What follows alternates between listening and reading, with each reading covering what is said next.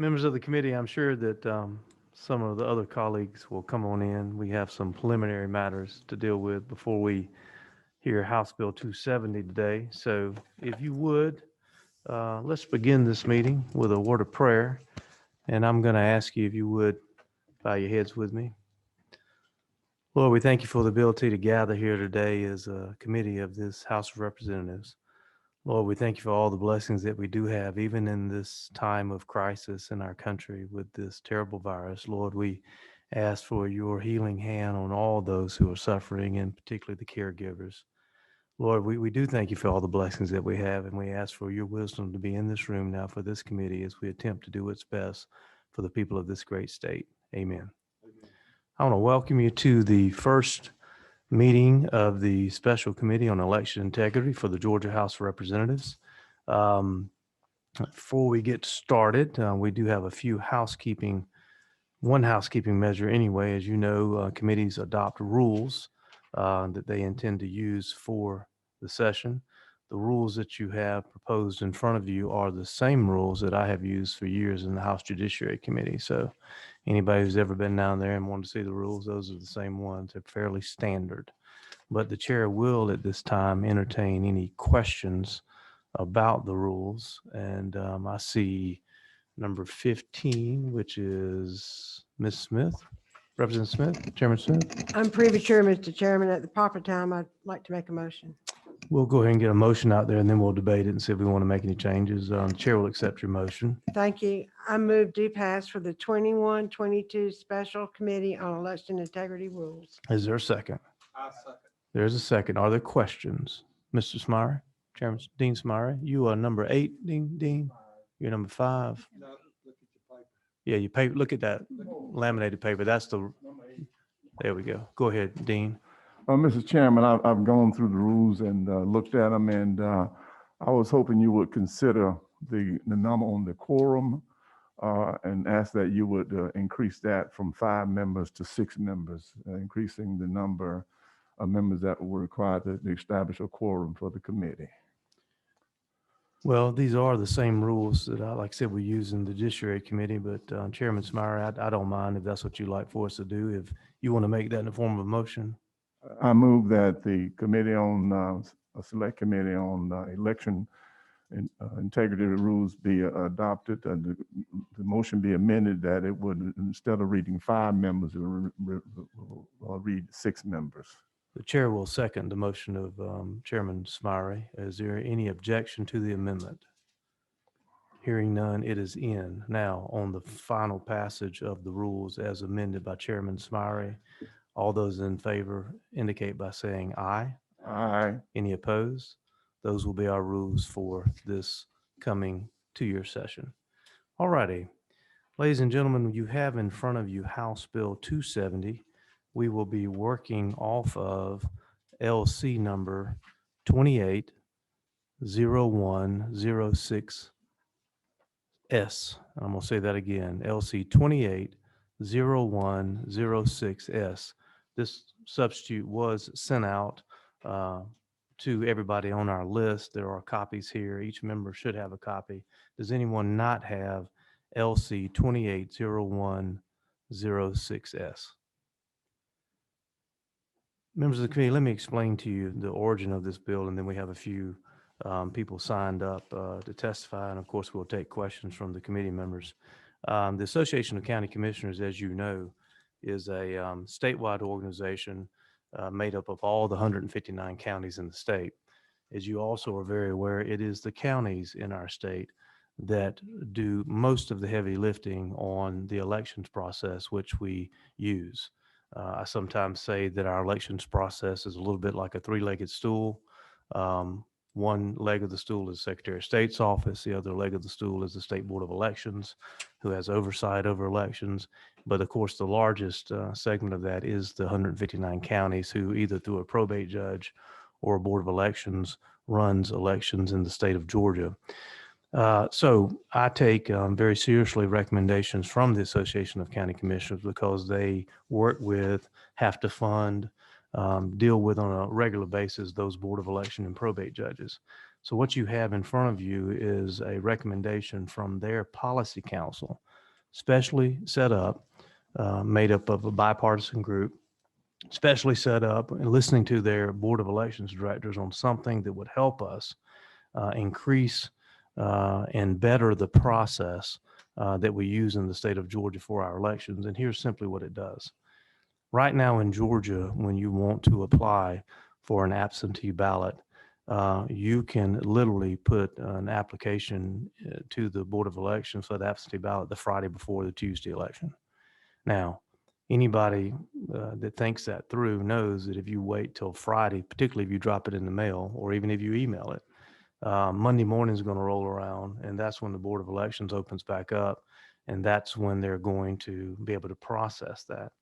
It is virtually impossible, as you all might admit, for them to get your absentee application on Monday, even if they get it processed that day, drop it in the mail and get it back to you in time for you to vote it, and then get it back in.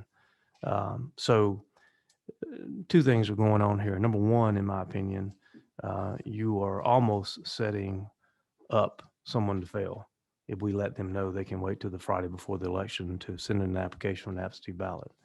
The proposal, as I understand it, after surveying the best practice in several other states, is to move that deadline from the Friday before the Tuesday election to the Friday before that.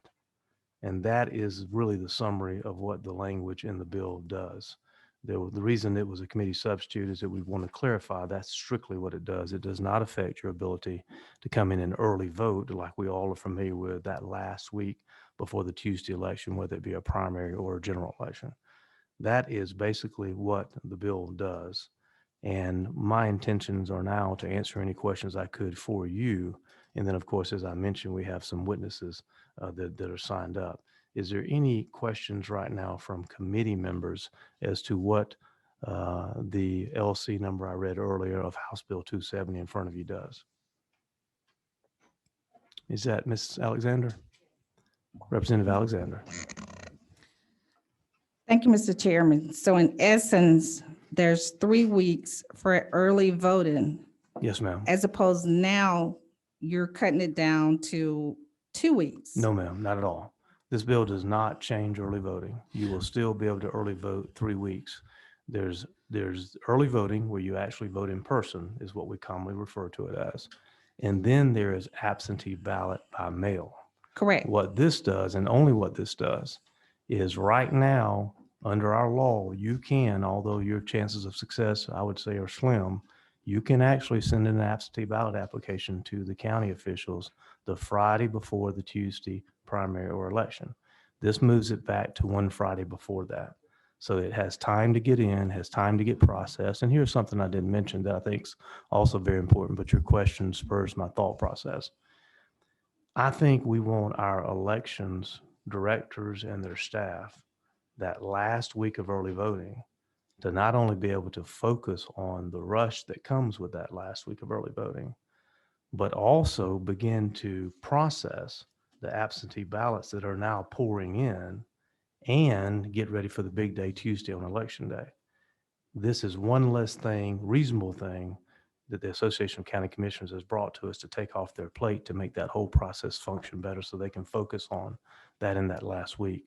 But in answer to your direct question, no, this does not change anything about early voting. Still be 3 weeks. Further question, Mr. Chair. Yes, ma'am.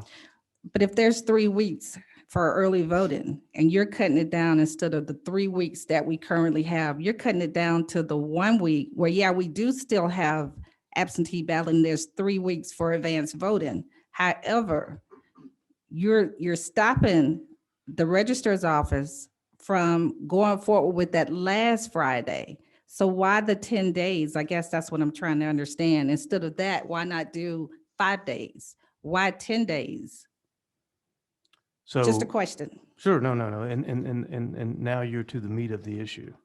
We all know that we have to have a deadline whereby you can no longer send out absentee ballots. Currently, it is the Friday before the Tuesday election. And as I just explained, in my opinion, if we tell people they can do that, you're really setting somebody up to fail. You need to push that back to a reasonable period of time where not only can it be processed properly and also gotten back to the voter, but they have time to send it back in. So that is the idea behind that. And once again, I think you heard testimony from ACCG that all those states vary on this very greatly. That might be what we would call best practices across the nation, and it just makes sense. But that is the question for the committee. Does that make sense? And if it does not, well, of course, we'll have that debate. Thank you, Mr. Chairman. Yes, ma'am. What number are you, Madam Pro Tem? Madam Pro Tem. Thank you, Mr. Chairman.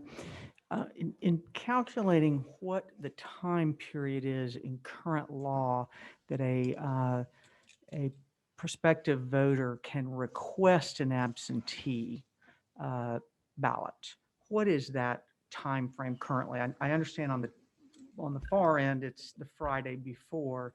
I believe 49 days is before the election, and Representative Deloach is shaking his head yes, is when you can start mailing out those absentee ballots, 49 days. So, So you're basically going, just, you do the round figures from 49 to something in the low 40s. so really, if you considered a form of early voting, you can request that ballot for far more than the period that we have. for More than early 49 voting. days before, and it may even, is it 90, Representative Deloach, 90 days before, and you can request an absentee ballot? What number are you? And number 16. Go ahead. Going from memory, but I'm pretty sure of this. If you've requested it earlier, the absentee ballot clerk is required to mail it no sooner than 49 days, but no later than 45 days if it's already been requested. Madam Pro Tem. Follow-up question. So if it's okay with the chair, I'd like to, through you, ask if it's 49 days, they mail it out, how far in advance can you request it? I think you can, I'm going to guess 3 believe I was months. told Of it course, was- this doesn't change that, but I'm Right. going to guess, I think it's 3 months. I could be mistaken. Representative Houston thinks I'm right. And So it's a Representative very Shaw long thinks I'm right too. period. And Representative Williams, so we're consensus is 90 days. Okay. That my thought process is correct. Given the length of that, it simply moves it back, it appears, or is it not true, that it pushes it back, gives some certainty so that the voter, because we all heard these questions from constituents, I haven't gotten my absentee ballot. And of course, what they didn't always tell you was when they requested it, Yes. but it may have been too late to turn it around or for it to get through the mail. Why not make it 2 weeks before? Why 10 days? Because we Well, already know we have a very yes. long period on the other end. I think the pro tem is asking the appropriate question. I mean, that is what is before the committee right now, that there is a question of whether or not we should change it and how long the bill is drafted is recommended by ACCG, but that is the debate that we're having now. You asked the appropriate question, in my opinion. It probably is right beside the mic, right there. Okay. All right. So let's go over here. Who's? Hold on one second, Representative. Oh, okay. Representative Burr. Thank you, Mr. Chair. If an application is received more than 15 days before an election, but is not processed by the county until 10 days before an election, wouldn't that voter be barred from voting absentee even though they did everything right? Ask it again. If an application is received more than 15 days before an election, but is not processed by the county until 10 days before an election, wouldn't that voter be barred from voting absentee even though they did everything right? No. Okay, thank you. Okay. Representative Deloach. I think the reason that we set the time that we set it back to bare minimum, in other words, 10 days instead of 2 weeks, is because everybody that votes an absentee ballot does not know well in advance that they're going to need to vote one. Circumstances sometimes require you to be out of town, or you get sick, or things happen that require you to get an absentee ballot when you had not anticipated voting absentee. Chairwoman Smith. Thank you, Mr. Chairman. My question goes, if we could actually walk ourselves through the scenario we're trying to deal with, and I, as a voter, request a ballot of the elections board on that Friday, then they mail it to me. And if everything works with the post office, and I'm lucky, I get it on Monday, No, let's back up. Well, correct. Yeah, If you I re- emailed it Friday and they Uh. could get to it, then they might be able to get it in the mail to you. You're correct. So if they mail it to me and I receive it by Monday, and I mail it, fill it out and mail it Monday, and it goes back through the mail, and it arrives 5 days after Election Day, what happens to that ballot? The vote doesn't count. So I think, to me, that is what we're trying to address here. We're trying to make sure that absentee ballots cast are valid and are counted. You know, when you buy, I think when you buy milk in a grocery store, there's an expiration date on it. Right. They're warning you, hey, you better do something with this by this date or it might not be good. And I think that's the intent of the bill, is to give a fair warning so that realistically our law doesn't encourage you to have the opportunity to do something that's going to result in your vote not counting. Thank you, Mr. Chairman. And I think it's a big step forward to reassuring our voters on the integrity of the election. Thank you, ma'am. Dean Smyre. Mr. Chairman, I want to follow up from Representative Burnow's question. If someone were requesting an absentee ballot and wanted to have access to voting, and they had an emergency situation come up, and they could not adhere to the deadline, and so could they under the bill, could they still request the absentee ballot after the auspices of what's established in the bill? They could request it, but the office would not process it. So the practical answer would be no, they're not going to get an absentee ballot. Now, there is still at that point about a week of early voting and day of election voting.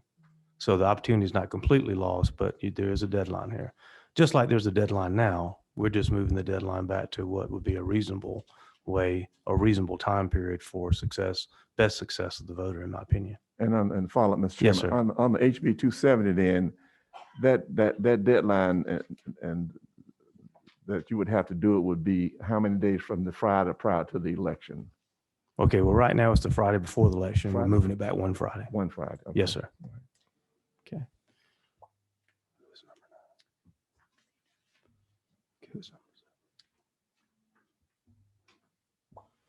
Representative Williams, Chairman Williams.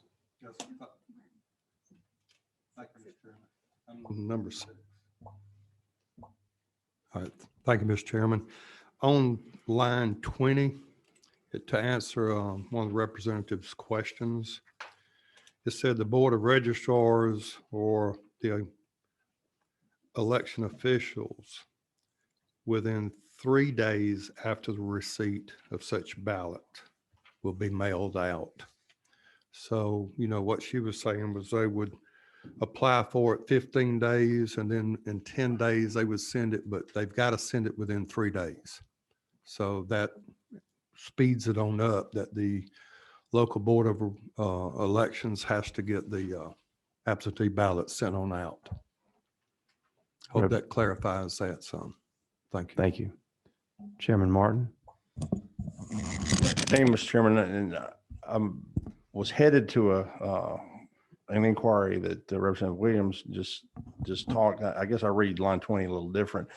That's talking about a special election that says they shall mail absentee ballots upon receipt of such ballots and supplies. That's when they get the supplies and can for a special election. My question, and perhaps I'll wait till the folks from county get up here or the chair may know, is there a requirement in state law for them to turn around an electronically submitted request for an absentee by mail ballot? Other than the 3 days that the Representative Williams just mentioned. But reading line 10, that says within 3 days of receipt of such supplies. I read that to be. You mean line 20, Representative? Right. I'm not sure that's receipt of the returned application. I think that's. Let's hold that question. Yes, sir. Because we're going to have an election director come up here. Okay, and I fair bet enough. they can shed some- Good question, though. Okay, let's see here. Representative Alexander. Thank you, Mr. Chairman. If you go back to line 27, we're talking about mail, but it specifies issued, which means that there is no absentee ballot, even from the registrar's office, that can be issued. Representative, I just want to make sure we're looking on the same. You're looking at LC 280106S.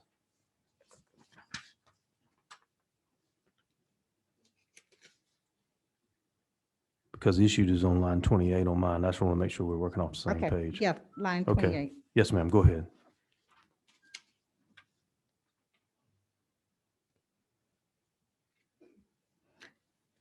Are you saying the issue have been removed? Because I still see the issue here on 28. So Yes, yeah, ma'am. that's You what I originally said specified. line 27. I Right, just want to make sure. 28. Yes, ma'am. Go ahead. So my question is that we're talking about mail-in ballots, but in actuality, nothing can be issued from the registrar's office either. Correct? The only thing that would be issued would be an absentee ballot.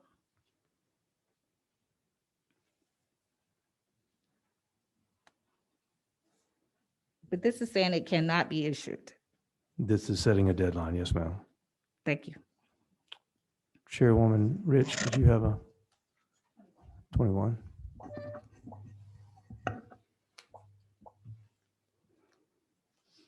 I just wanted to clarify, it seems that the representative's concern is that this may be affecting early advanced voting, but Start on Line- line 30. line 30 clarifies that nothing in this paragraph shall prevent any elector from voting at an advanced voting location. Yes. And Representative Alexander, if that's what you were asking, I misunderstood your question, but Chairwoman Rich cleared it up. Representative Burnell.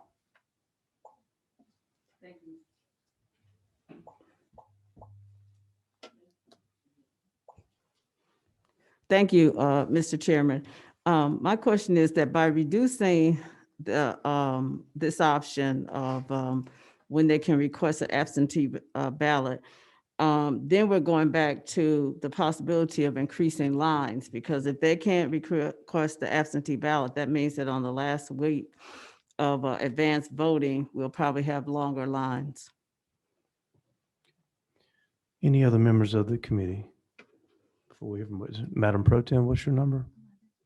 Number 11. Number 11. Yes, ma'am. Yes, sir. I did want to clarify that in Georgia, a voter may request an absentee ballot 180 days. That is current law prior So to the election. Twice of what we were saying, 90, Yeah, 180 so days. it's Gotcha. 180 days. We're dropping it to, I guess you could say, around 170 days. 7 Yeah, minus that, so minus the 3. 173 days. Plus, yeah. Right. And so I would also like to mention that, even under the current scenario where it can be mailed or they can request it on the Friday before the election, the question is, what if someone has an emergency then? There's always going to be, we can always come up with a set of facts and scenarios where someone can't take advantage of one type. But it seems to me that it is, once you make it clear to voters what that time period is, and I would also suggest we address the 180 days as well, but that's not before us today, that it helps the voter to know, have a greater certainty, greater likelihood that they'll receive that absentee, because there was a lot of issues in the last couple of elections when voters didn't receive their absentee. What should they do? And that in and of itself was one of the primary reasons we had longer lines. We had folks who had requested an absentee and had to go through a process in early voting or day of. I had personally, and I'm sure most of us here had constituents who waited until election day, didn't get their absentee, and then it made day of voting or early voting lines longer because you had a puzzled voter, and the poll workers had to deal with that, and I guess they cast a provisional. Okay, our first witness is Todd Edwards with the Association of County Commissioners. Is Todd here, or is he going Sir, to? Mr. Chairman, can you hear me? You're by Zoom, yes. And so are we going to have his picture a little larger, Mrs. East? Give us just 1 second. Todd, you're the first witness by Zoom, so we're going to let you be the guinea pig to work this out for us. Yes, sir. House Media will enlarge the screen for us with your picture in just a second, I think.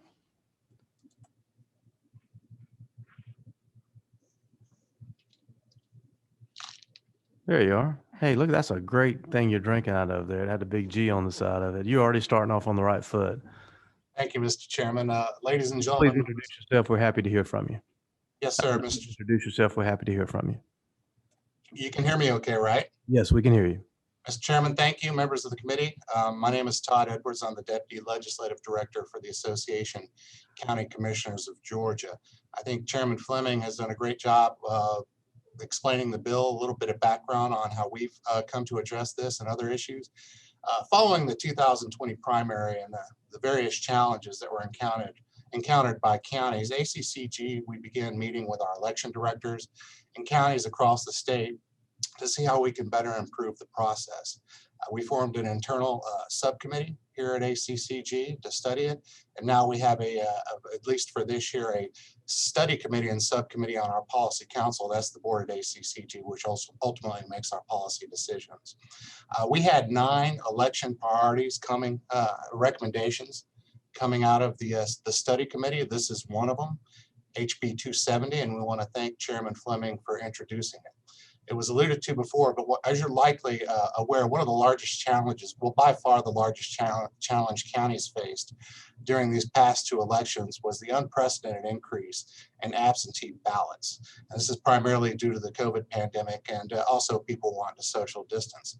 It posed several challenges to our local election offices, and though it offered convenience and safety, it posed several challenges to voters. Our aim at ACCG is to ensure this process runs smoothly, these ballots are effectively and efficiently processed and counted, and how to best administer it at the local level. As far as the bill itself, Chairman Fleming is right. Currently, the deadline by which counties mail out absentee ballots is the Friday before the election. And that would have to, be processed, mailed out, completed, and then mailed back in by the voter. In many cases, receiving this ballot that close to an election is too short of a turnaround to be mailed out and go through that process. And the end result is it doesn't get returned in time, and the voter gets mailed a letter saying that your ballot was not counted. Those who have followed the rules, they become discouraged of the current election system, and I think that is what we're trying to address here. There have been several points raised. I think there are legitimate concerns as to what's the right date. I've said certainly we're open for discussion. That's what we trust the policy legislative process will discuss and come to agreement on.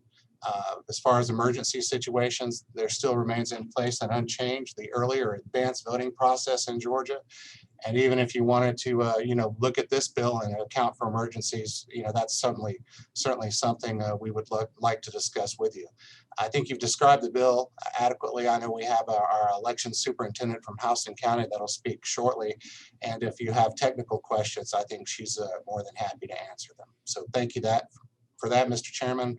I'll be happy to answer any questions. Thank you, Mr. Edwards. Questions from the committee? Any questions from the committee for Todd Edwards, Deputy Legislative Director of the Association of County Commissioners?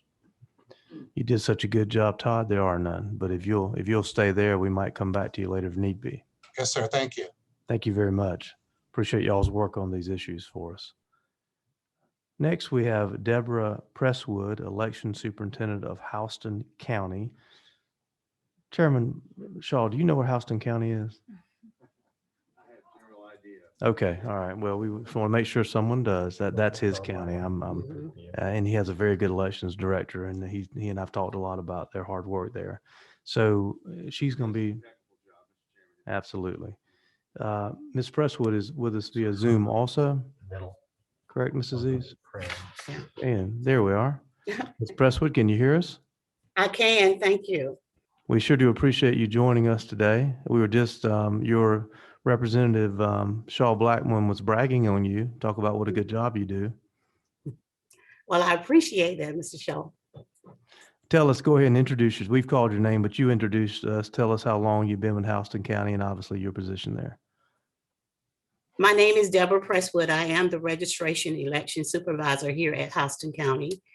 I've actually worked in elections since 2005, but the election supervisor, really, I came into this right at 2019. And this was a very it was surprising mainly because of the pandemic, and it changed a lot of things for me.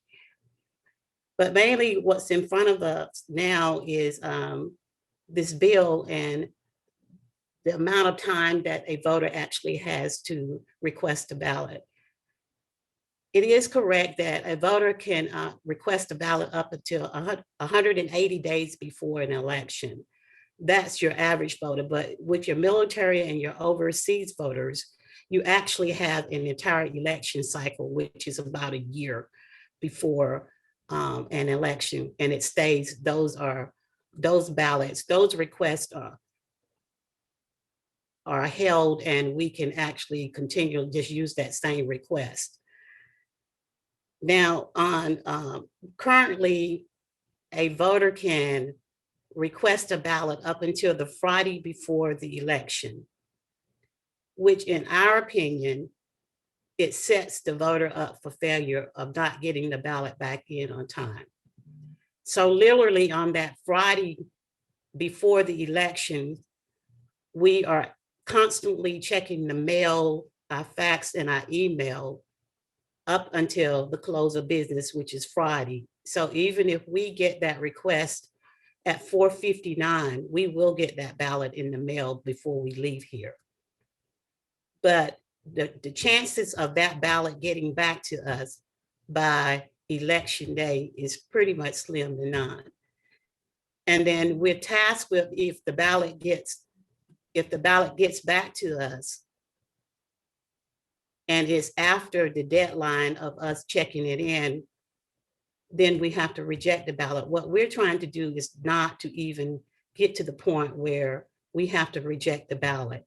If the request does not get to us in time, we also tasked with putting it in the mail or somehow contacting the voter to let them know that we received their request too late and that they would need to go to their polling location.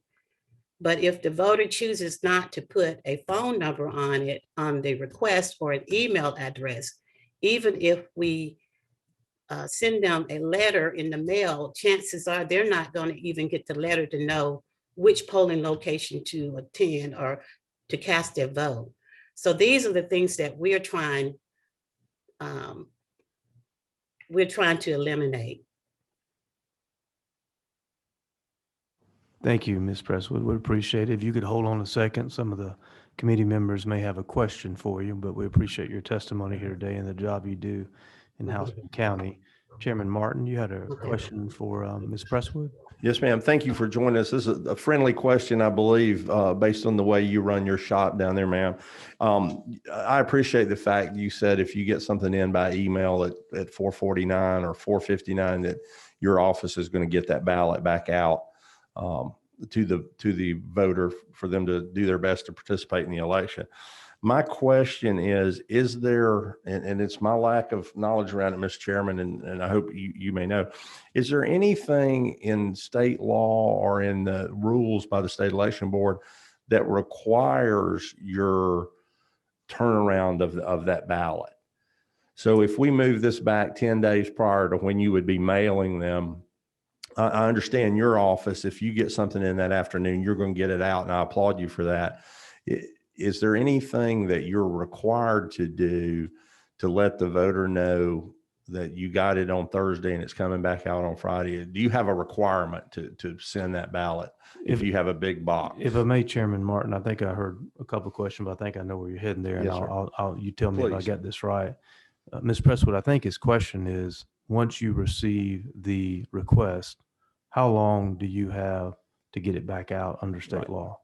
On state law, we currently have 3 days. 3 days From like we the did. from the time that we receive the request, we have 3 days to process that request.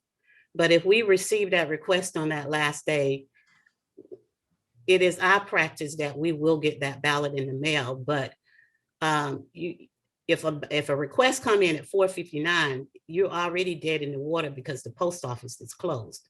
Yes, ma'am. But we still will drop that ballot at the U.S. Post Office before we leave here. Thank you. And thank you, Mr. Chairman, for Yes, much better articulation of the question. I was just trying to build a mental timeline. Absolutely. Thank you. Good question. Representative Deloach? Would you talk to us briefly about your reporting to the Secretary of State's office? So that's posted on his voter website. If you receive a request for an absentee ballot today, do you at the end of the day notify the Secretary of State's office of all the requests you've received that day? Yes, sir. As soon as we actually receive, well, when you're actually getting ready to process the ballot and you key it into the state system, they automatically know the receipt date. They know the receive date that we received the application, and they also know the mail date that it actually got out. Thank you very much. Mhm. And Ms. Presswood, we do have another question for you. That would be Representative Shaw Blackman.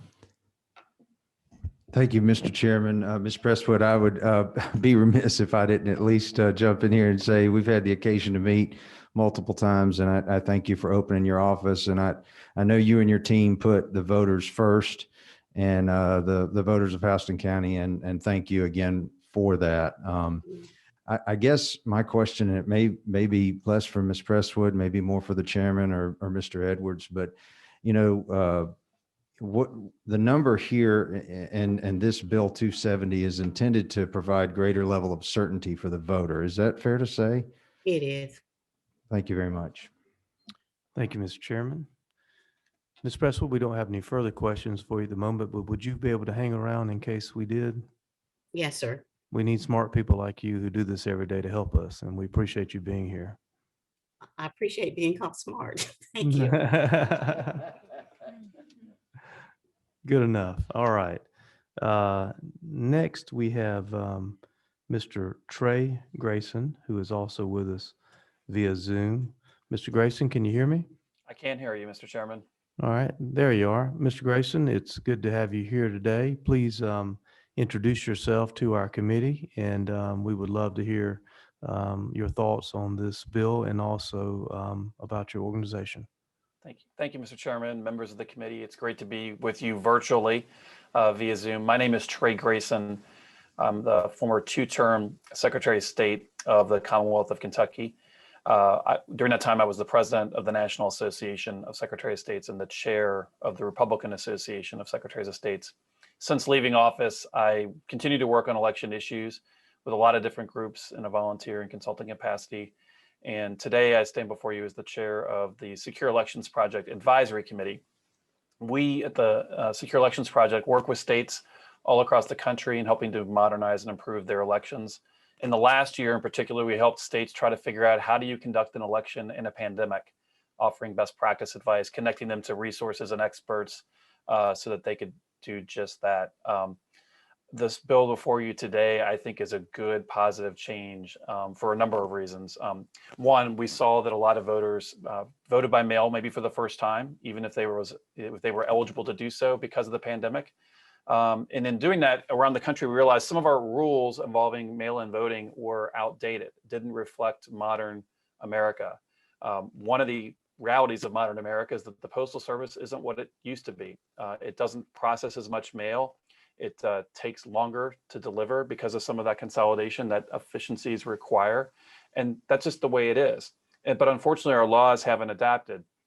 So many states allow voters to request an absentee ballot too close to the election, where under normal delivery times, they cannot be expected to get that ballot back. And so it's a disservice to the voters.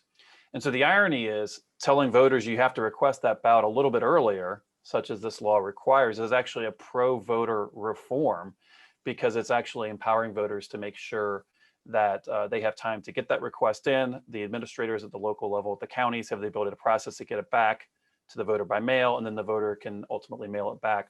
If you have too short of a turnaround time, it creates problems for voters. Which will then create problems because they're going to reach out to their locals, and that'll increase the burden that they already have at that level. So I'm not surprised that Mr. Edwards' group was so unanimously supporting this reform. So I think it's a good best practice.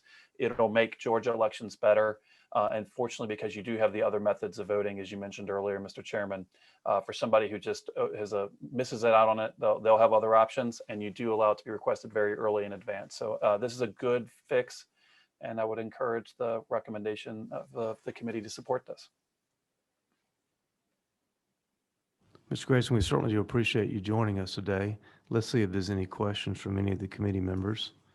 I do not see any at this time, but would you be able to stay with us in case we had some? Yeah, I can stay till about 12:30, so I'll do that. Yes, Mr. That's Chairman. fine. We appreciate you coming today and thank you for your comments on this. You're welcome.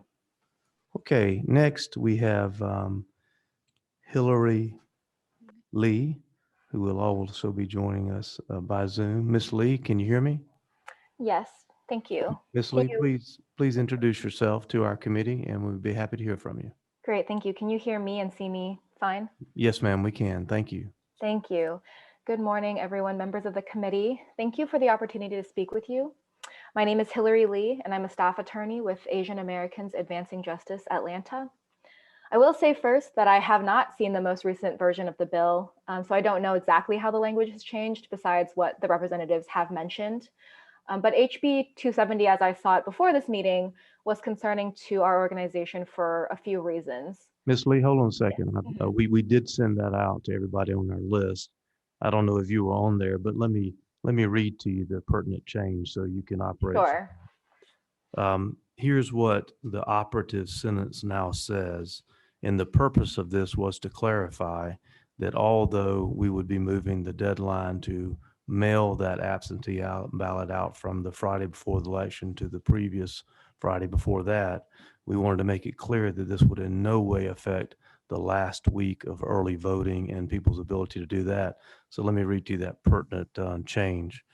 Sure. Line 27 of the bill now says, no absentee by mail ballot shall be mailed or issued by the registrars or absentee ballot clerk if there is less than 10 days remaining before a primary or election, provided that nothing in this paragraph shall prevent an elector from voting at an advanced voting location pursuant to subsection D of this code section. The purpose of that was to clarify that we're not affecting the last week of early voting. So did that help you? Yes, thank you for Yes, reading ma'am. that. So to continue, I think the current version of the bill still raises a few concerns for us.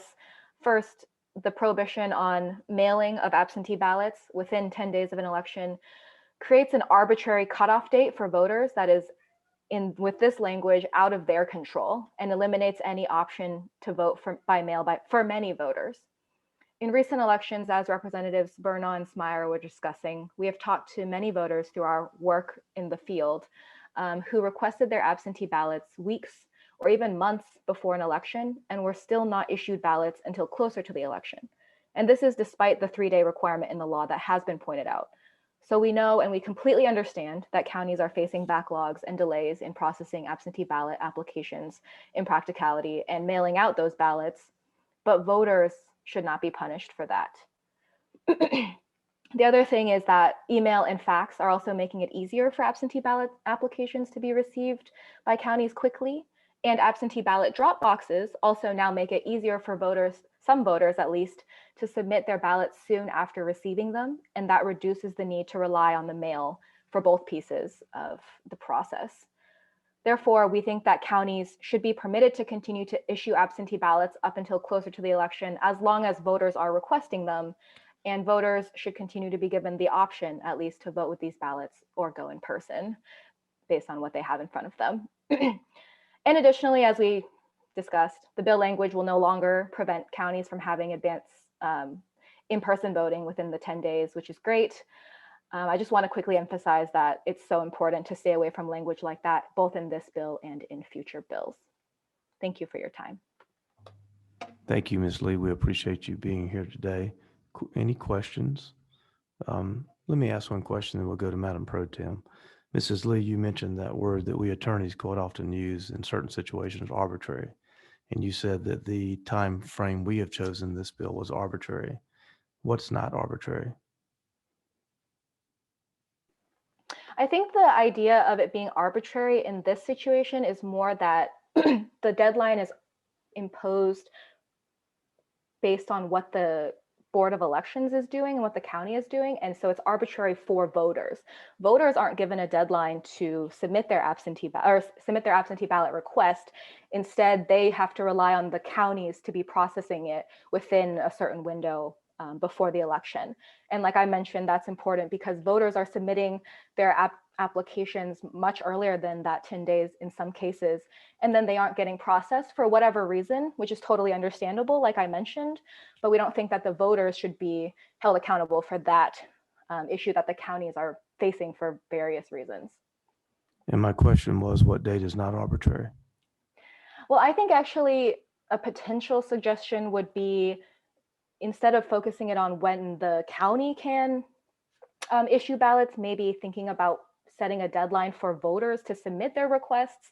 And the number can vary, and I guess people can differ on when that would be, but like a 10-day to 2-week deadline could be more reasonable if that was the case and voters were actually given the rules on the front end, so they know when they have to submit the ballots by. This bill provides that applications.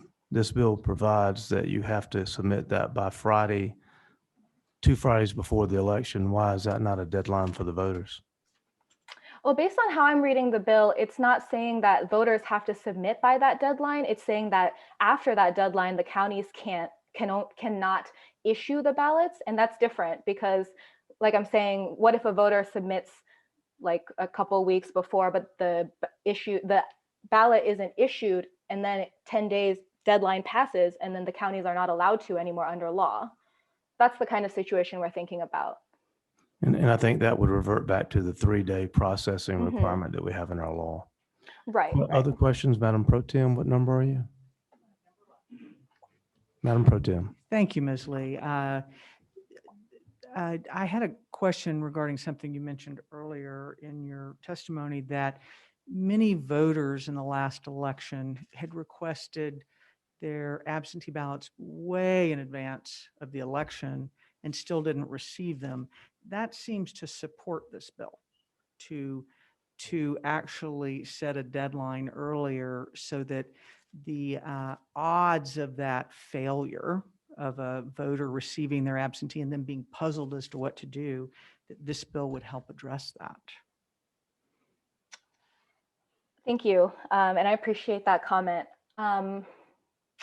I'm not sure if this bill would directly address that because for example, I talked to voters who requested their absentee ballots like a month or 2 out from the election, and then they were just waiting and they didn't know when it was going to be issued, and they called the counties and the county said, oh, we'll issue it soon. We're dealing with a lot of backlogs, which we get. But then I guess at which point would the voter then have to request it again? I don't know. The process was very confusing for these voters.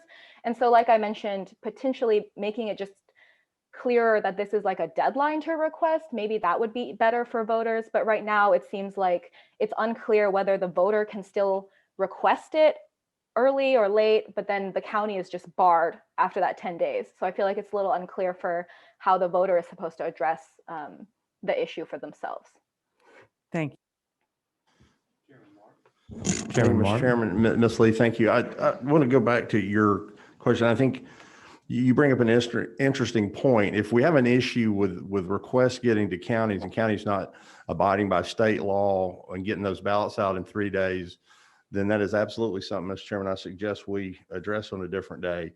But for lack of a better term, not taking action here, which I believe will provide some additional predictability for all of the voters in Georgia because of the inability of counties to react to an obvious, we hope once in a lifetime situation with the pandemic and so forth, doesn't seem to do it. A suggestion, Mr. Chairman, for another legislation, or I don't know if it would work into here, but is as that time gets closer to the time which a county, the 10-day time frame we're doing here, that they have to adhere, because effectively we're saying by state law, if they have to issue them 10 days, then we're saying they have to be in 13 days. That is the deadline that essentially is there. Now in Houston County, applause goes to her because she gets the same day turnaround.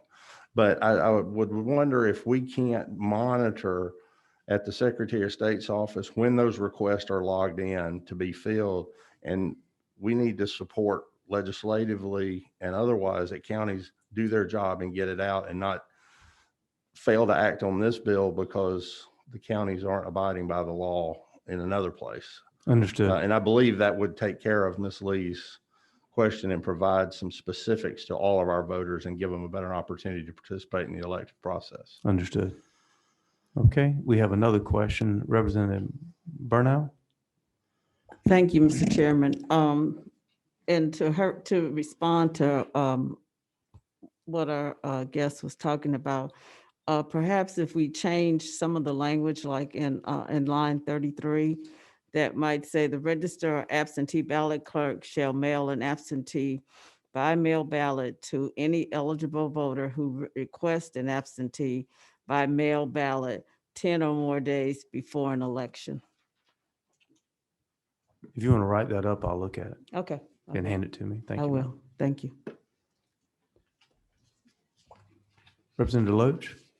Or Representative Smith, I'm sorry. Thank Chairwoman you. Smith. I'm actually the agent of record for Representative Demetrius Douglas. He cannot get his mic to work. So Well, I don't know hold on. how we're going to solve this problem. It might take a bit. Representative, what about the one to your right? Try that one. Well, tell me what the number is on that sheet. I don't have a, Now you're on. Oh, yes, You got sir. it? You got it? I don't have a button to signal you. Yeah. No. Just say go dogs. I always turn around and look. That's good. Thank you, Mr. Chair, for the opportunity.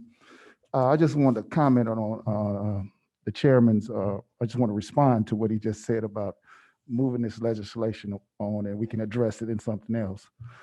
I think we need to get it right first before we move anything on, because we have the time, we have, this is not my swim lane, of course, but I'm sure we have enough people on the screen and in this room to get it right. So why have several pieces of legislation instead of just taking our time and vetting and going through all of this and get it right on one piece of legislation? We shouldn't have several pieces of legislation dealing with the same thing, considering that the election has gone well over the previous years and all of a sudden we want to change it. But those are my comments for right now, and thank you. The chair notes that Representative appears to want an omnibus bill.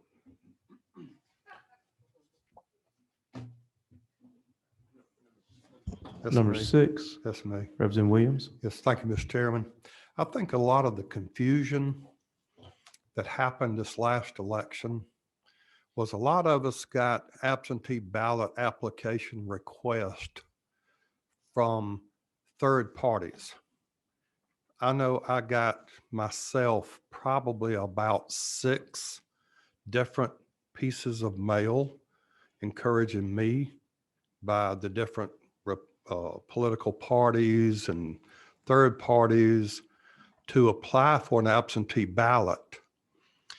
And what that did was a lot of people applied multiple times to the counties. So a lot of the counties were overwhelmed because the same person was requesting 6 different absentee ballots. And, you know, there's got to be some way to maybe rein that in to just official absentee ballot request, whether it comes from the Secretary of State or from the county of residence. But, you know, there was mail pieces that were continually going out, encouraging people to request an absentee ballot. So I think the system was probably overloaded. I think a lot of this, as I've worked in elections for over 16 years, this is bringing some uniformity statewide. And this is what we have lacked in the past, is certain rules passed down from the Secretary of State's office to the different counties, that you will perform elections in this manner, in these steps, and these are the hard rules. I want to commend my county, Baldwin County and Putnam County. They, even in their recounts, the numbers were the exact same. They just run good elections down there. But I thank you for your input too. That's all, Mr. Chairman. Representative Smyer, is that you? Yes, sir. Representative Dean Smyer. Mr. Chairman, this may be for you and it may be for, well, the first gentleman, Todd Edwards, yes, sir. With ACCG, but my committee, my county is chiming in now, and their comments were they were thinking about the 10 days and its entirety and that was maybe too long.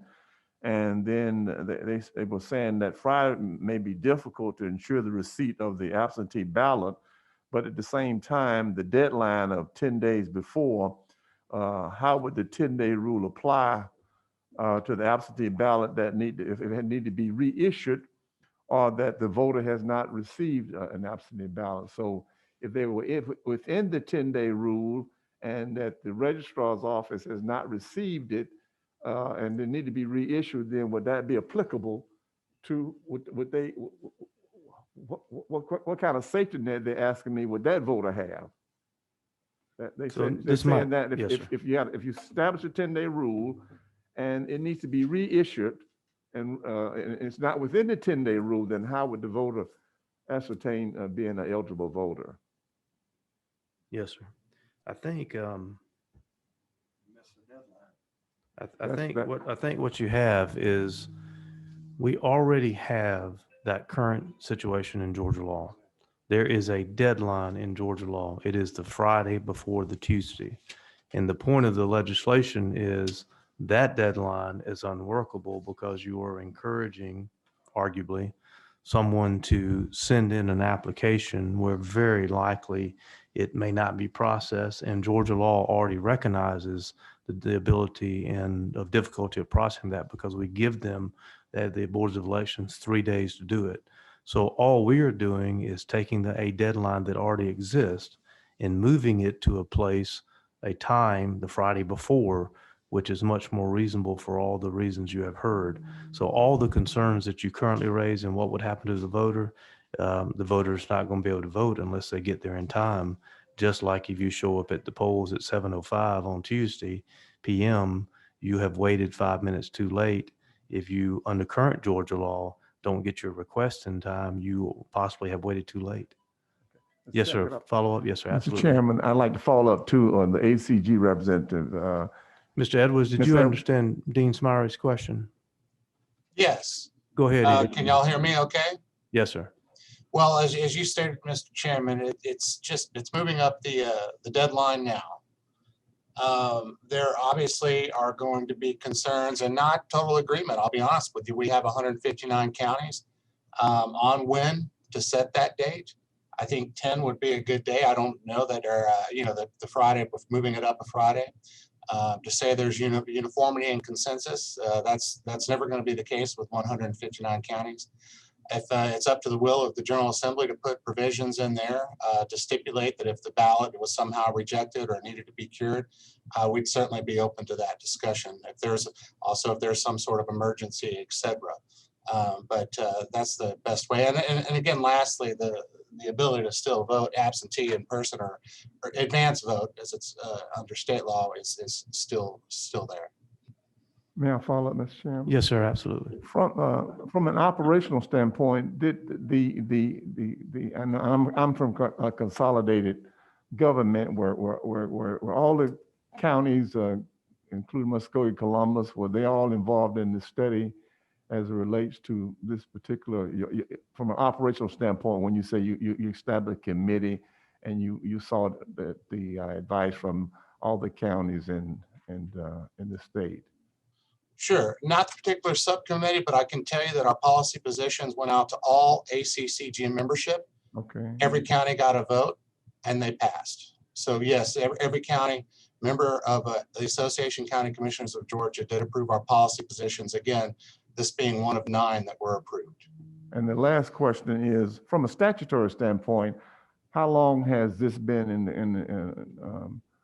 the code of Georgia, annotated code of Georgia, the present law, the present operational aspect with the Friday being the deadline? How long has that been operational? Yes, sir, Dean. Mr. Dean, I do not know the answer to that. I know it became a lot more of an issue because of the dramatic increase in absentee ballots this year. Okay, And thank you for your processing. service. Thank you for your service. I appreciate that. Yes, sir. Thank you. Chairman Martin. Mr. Chairman, thank you, and thank the committee for the indulgence here. I've not sat on your judiciary committees before, so I understand. This what is a Ms. short meeting so far. Well, I understand. I'm afraid it's the last day of the week, and my committee members, I'm going down in their popularity by making this one longer. But this is an important issue, as I know we all know. My concern with pegging it is not true to the date of the application. Is again, you get efficient organizations like Houston County that would do it up to Friday. By backing it up 3 days, you actually shorten the opportunity for the voter. So my question to Dean Smyrie, to answer Dean Smyrie's question about the curing of the ballots, could you say, if the chair would so entertain, the 10 days, provided, however, if the application was received 3 days before, they could mail the ballot after that. That puts the onus on the county to get to abide by state law and get it done within 3 days. It doesn't shorten the time period for the voter, and it doesn't let, I'm not saying anybody would, but it doesn't let a county decide, hey, I'll go home on Friday and leave some undone that came in. I pose that to the chair. If you said, okay, 10 days prior to, provided, however, if the application received was within, we should have gotten it out by 10 days prior to, because of when we received the application, that it must go out. They must work on Saturday to get it done. Does the chair follow? Can you better articulate that to the committee? let's once again back up and see what the current law is that we're operating under. Sometimes when you're talking about change, it's good to review what you're currently doing. Yes, sir. And explain the change in contrast to that. Under current Georgia law, if you don't get your request in by Friday before the Tuesday election, you have gotten it in too late. Now, you may have, in a practical matter, unless you're in Houston County, gotten it in too late already, because the counties have 3 days under our current law. So if you want to do the math, now you're looking back at Wednesday. Right. To get it in, to make sure that at least one gets put in the mail to you. That's the current law. Yes, sir. What we're doing is we're moving that back to the Friday before. We're simply saying, here's the deadline, that Friday. Now, if you don't get it in on Wednesday before that Friday, just like now, you're taking a chance. If you're not in Houston County, or some county who is not overwhelmed, or some county who is really got their act together, well, you're taking a chance. Just like if you're in a high traffic area and you leave 20 minutes before the polls close on election day, if the traffic's good, you may get there before 7. If it's not, you may have waited too late. So we already have a deadline. And our point is that deadline doesn't work if you agree in the bill. So what we're doing is moving the deadline under current law to a place where it is more likely to be assured of working. But there is still a deadline. Everything to make this work is currently in Georgia law if the voter understands when they need to get it in. However, we've set those deadlines under current law in a place where we can predict failure. We're moving it back to a place the Friday beforehand under this bill where the likelihood of failure is greatly reduced if they follow the law and get it in within the deadlines. Yes, sir, Mr. Chairman, I agree with that, and that's why I'm not wanting to change it to it has to be in by Wednesday, because you take away the efficient counties. You want to change the 3-day rule? No, I think we need to enforce that 3-day rule with the states, and we'll do that. But I agree. I wouldn't want to back it up to that day, because if you get folks like the Houston County, you take away from the electorate. So the way the bill is written is more favorable to the voter than going back to an application deadline. The only other portion of that I was trying to cure was Chairman Smyrie's question about the curing of a ballot that was mailed on time, but may have gotten spoiled in the mail on the way out. If you tied something to, hey, that had been applied for. But You're that can be helping worked around. that situation, in my opinion, because now you're providing more time to cure it. Yes, sir. You know, when But you wait that's to the true. last minute, there's less time to cure it. Are they able to cure it if they got a ballot mailed to them on the 10th day the next week?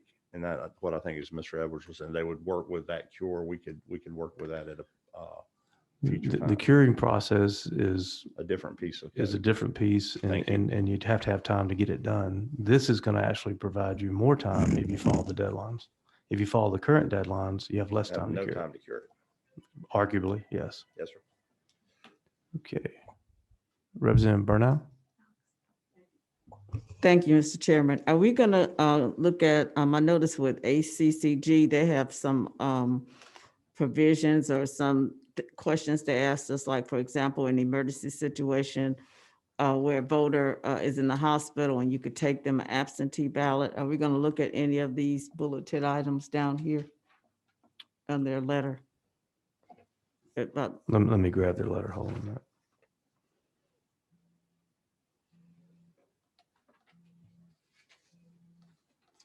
You're welcome to if you'd like to. And they're welcome to comment on it if they'd like to. Okay, thank you. Okay, let's see. Let me go to Representative Alexander, then we'll come back to Chairman Williams. Thank you, Mr. Speaker. Thank you, Mr. Chair.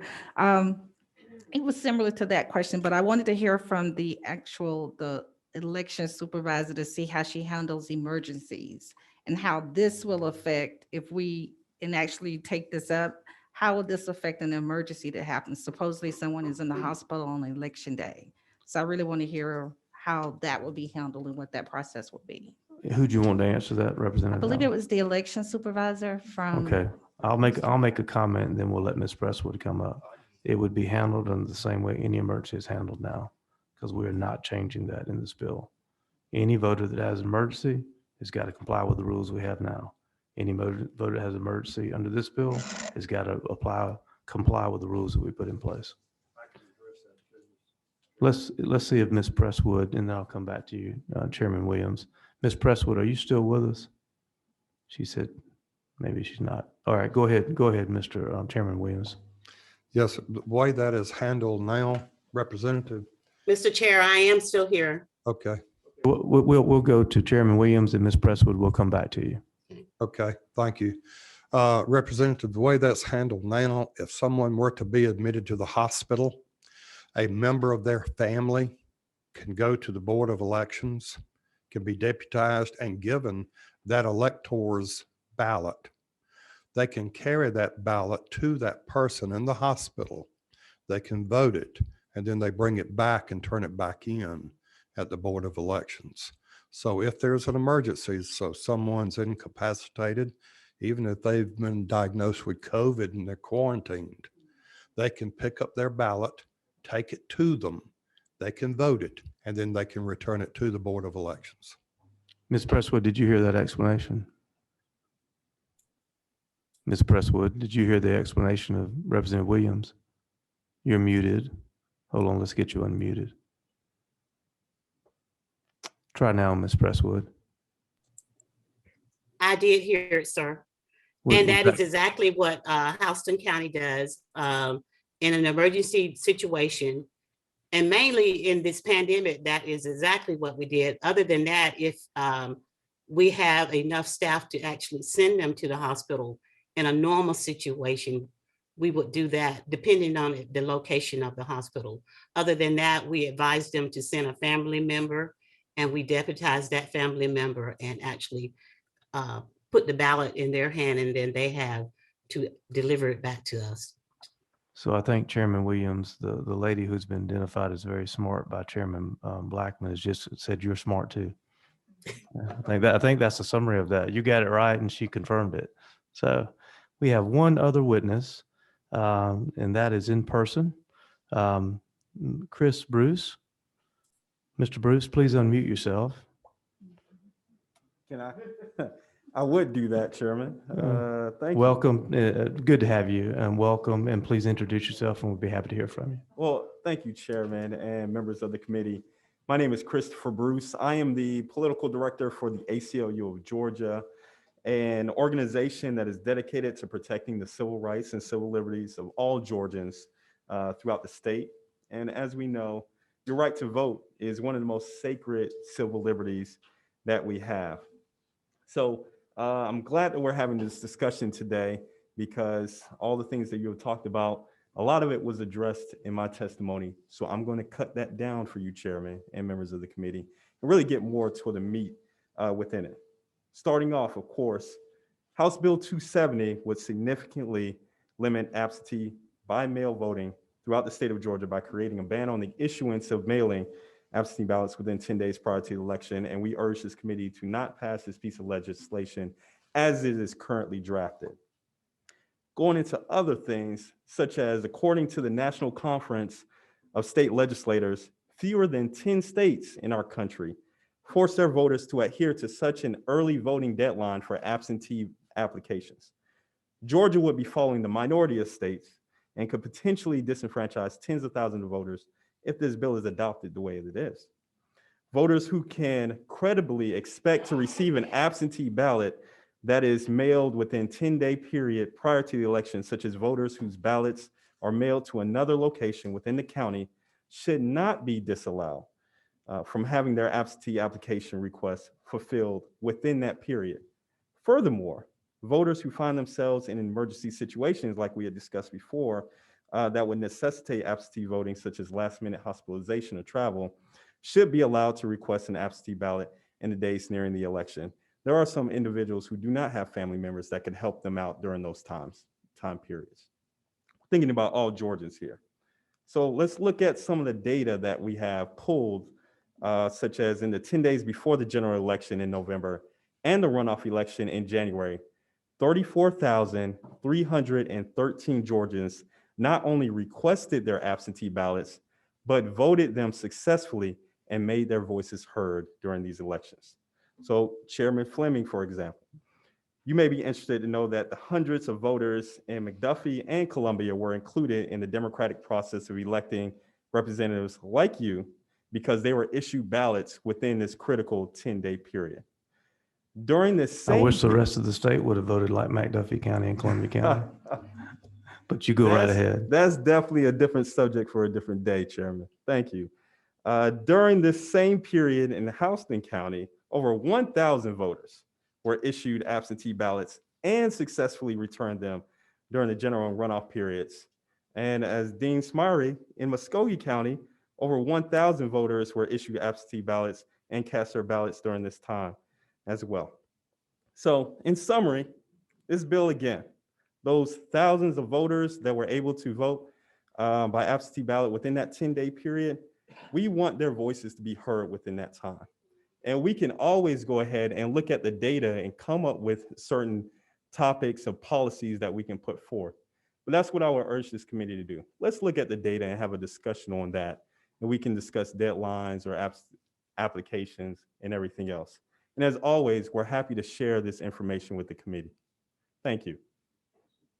Mr. Bruce, we appreciate you being here today. We do have one question for you. Representative Deloach.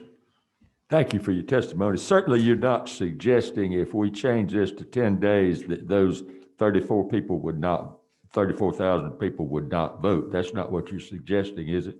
Oh, well, Representative, I'm trying to say that the data is out there of saying what happened. If this rule was in place at that time, we don't exactly know exactly what would have happened or not. We just know that when the current law that is right now, those 34,000 people would have been able to vote. But there's a pretty good chance if everybody knew that was the rule that most of them would have voted.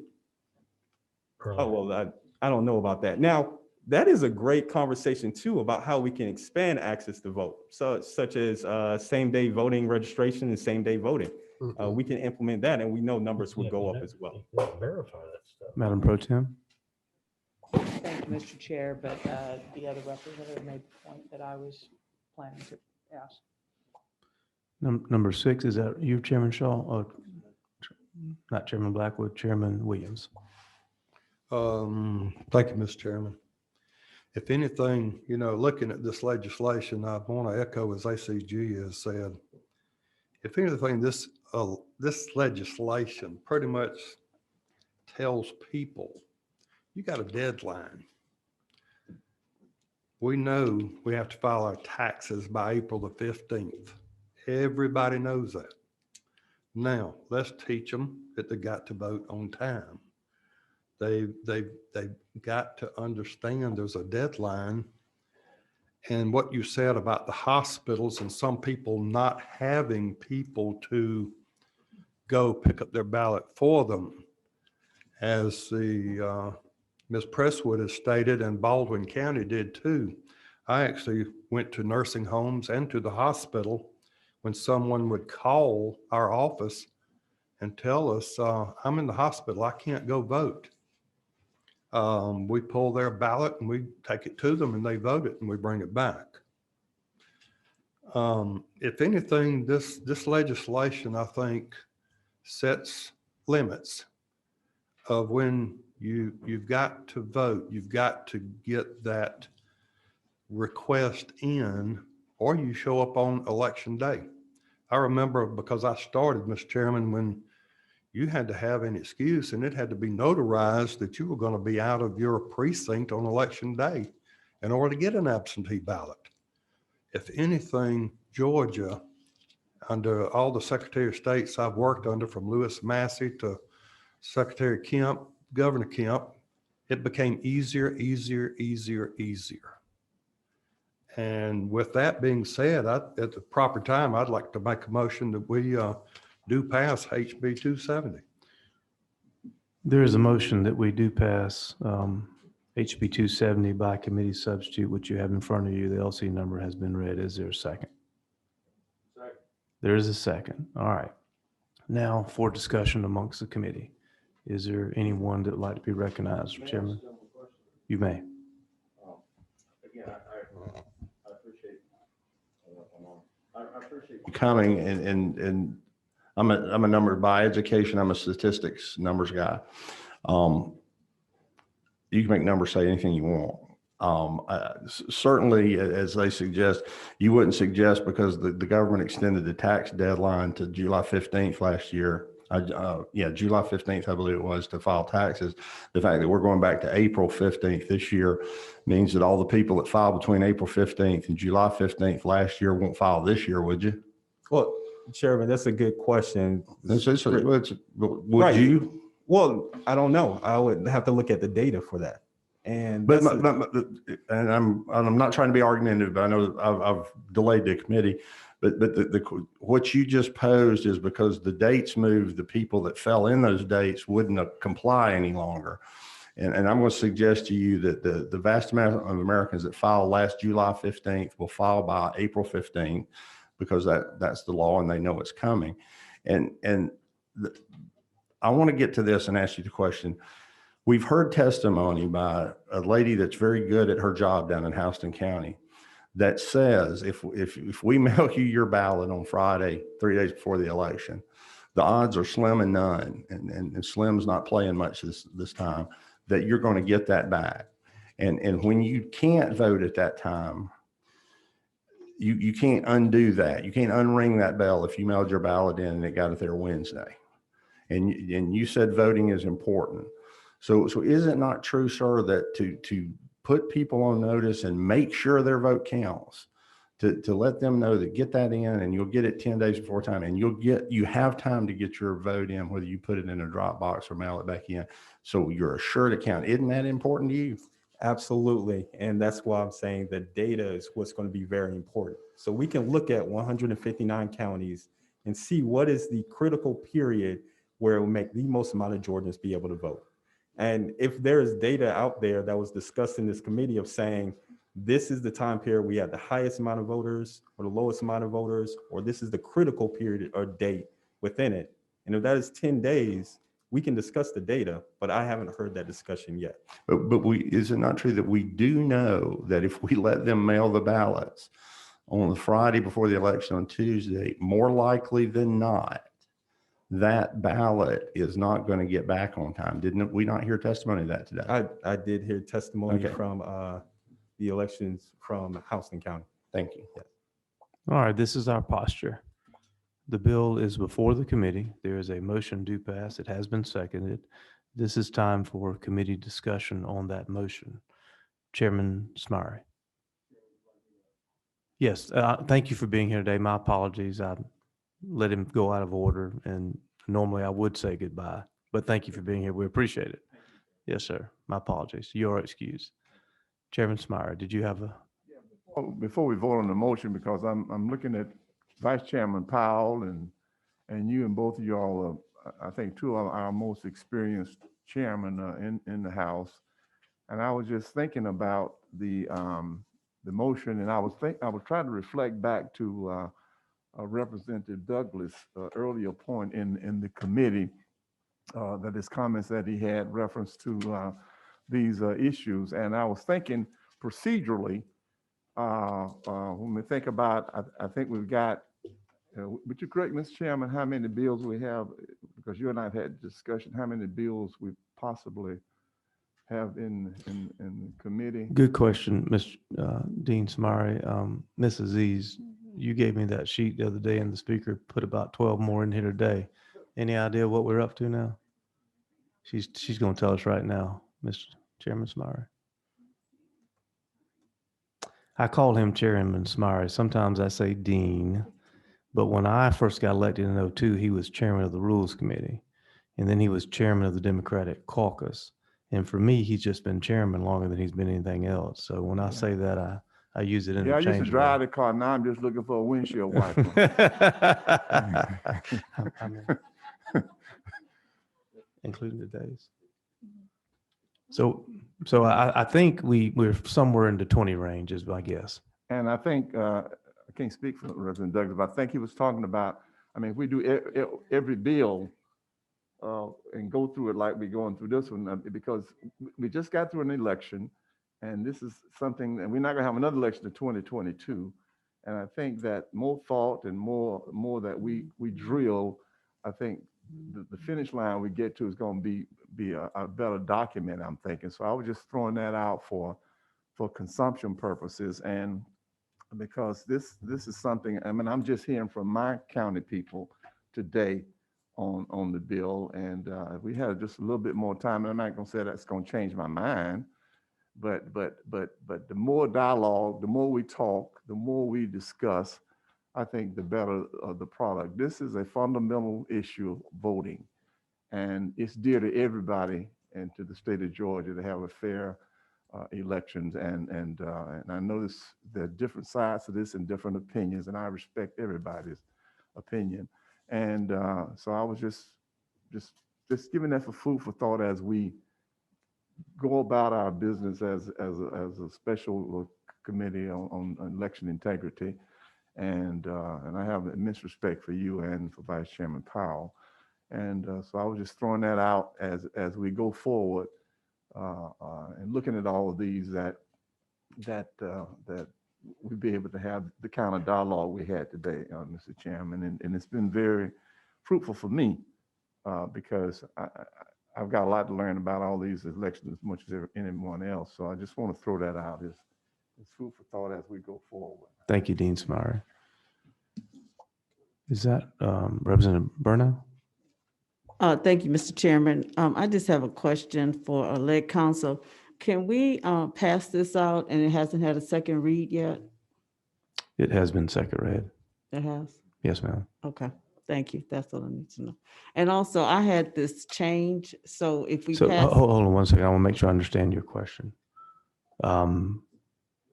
The bill was introduced yesterday. It was first read and assigned to committee today. I believe under the rules of the House that we can. However, if Ledge Council wants to comment, they're welcome to. I know that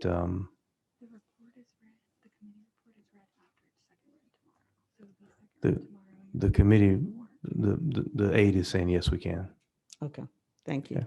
Okay. And also I had suggested a change for line 33. So if we pass it out, does that mean you will consider? No, ma'am. You asked me to write it The chair down will for you. always consider members' amendments if they want to make them. Okay, all right, thank you. Okay. I see no other further comments at this time, unless someone wants to push the button or raise their hand. If not, we do have in front of us a motion is due pass by committee substitute.